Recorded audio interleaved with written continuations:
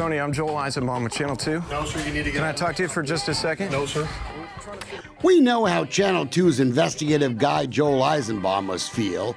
Cypress Creek has literally spent years and hundreds of thousands of dollars of your money trying to keep us out of their piggy bank too. It's time to call a spade a spade. The folks at CCEMS are literally becoming poster children for the abuse and waste of your hard-earned money. We discovered EMS employees running a private car repair service while on the clock for taxpayers. This time the racket, and I say this time, is the maintenance shop for 911 ambulances turned into a car shop for cash. $105 for front pads, and there's the van on the lift. Inside of an hour, this deal is done.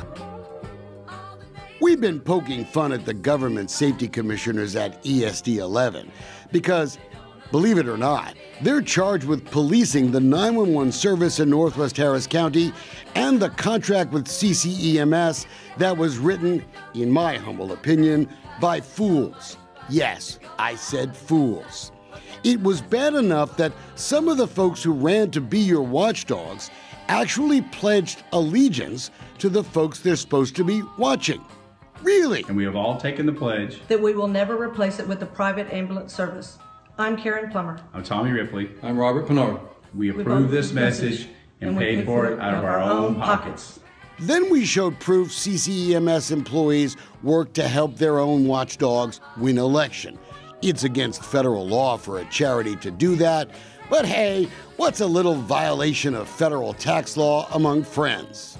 ESD number 11 tells us they're launching a probe too, one that could ultimately impact that seemingly endless flow of tax dollars.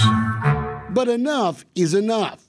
If ESD 11 doesn't start protecting your money, they should all quit or be forced out of office. Sign me up to help. This year, taxpayers in ESD 11 will spend $15 million in property tax money to help pay the bill for the 911 service CCEMS is hired to provide.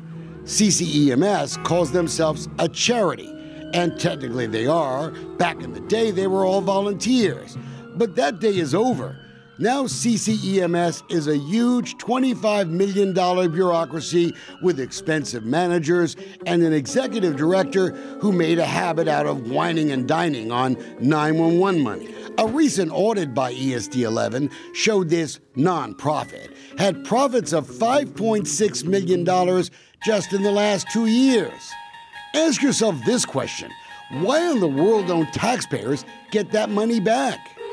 For years, we've been warning the 600,000 residents of ESD 11 that they're getting played for suckers. The new board president of CCEMS, Greg Marwell, will help me make my point. He's the guy that issued the statement after the Channel 2 bust. Any suggestion or impression that CCEMS management knew of or approved of what appears to be misconduct by some number of CCEMS maintenance department personnel is completely false, end quote. That's a wildly wrong statement, given the man who took our money on camera is a Cypress Creek EMS manager. It is right there on their website. But that's not the best part. Quoting, "Not one penny of taxpayer funds," he told you, "ever went towards vehicle maintenance or any kind of maintenance at all." So let's school Mr. Marwell. 911 service is a government function, in case you forgot. All the money made from providing that service is the taxpayers' money. Virtually everywhere else in this state, when you call an ambulance, you get the bill from the ESD, regardless of the ambulance company who actually picks you up. Except in the twilight zone of Tomball and Spring, where CCEMS is allowed to keep every single penny of the money made from the ambulance service, and then hit taxpayers up for millions more. It's at the very heart of what's so screwed up in ESD 11. The company that handles medical billing for CCEMS is called Coronis. A recent audit questioned why the company is only collecting about 22% of the ambulance bills. It's typically close to 40%. The audit concludes that bad collection potentially cost taxpayers, yeah, you, about $14 million just between 2011 and 2017. Did I mention that Coronis is owned by the wife of a top CCEMS official? That's not a conflict. They got the contract within a few days of incorporating the business. I love coincidences, don't you?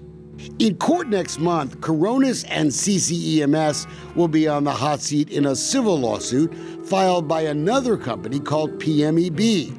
They used to collect the money at a much higher rate.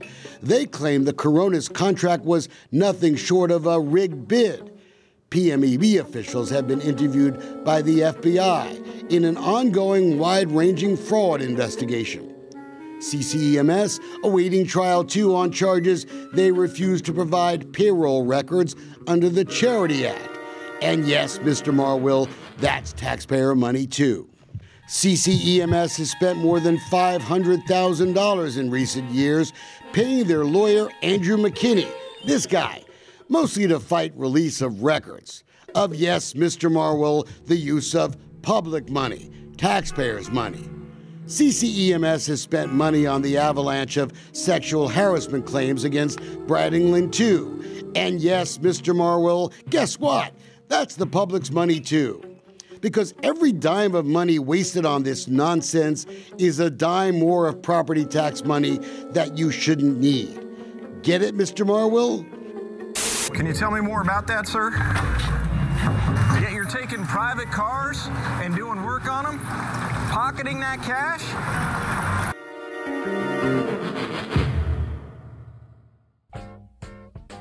The next meeting of ESD 11 is on February 21st at 9 a.m. We'll be there. It's time to restore the public trust. The ESD should start by taking control of all the public's money, then giving CCEMS or whoever they choose to provide the ambulance service the money they need to do it. That will save taxpayers millions of dollars. If they don't, it will be clear they aren't just ostriches at ESD 11. They will be complicit. CCEMS deserves its reputation for providing great medical care, but they're blowing it with their constant secrecy, arrogance, and misuse of your money. Quoting, "Until the investigation is concluded," Marwill wrote, "CCEMS presumes innocence until the evidence shows otherwise." You didn't kill Thompson. But you did, Mr. Wells. Yes! Yes, I killed Ned Thompson! Okay, Perry Mason, did you watch the Channel 2 story?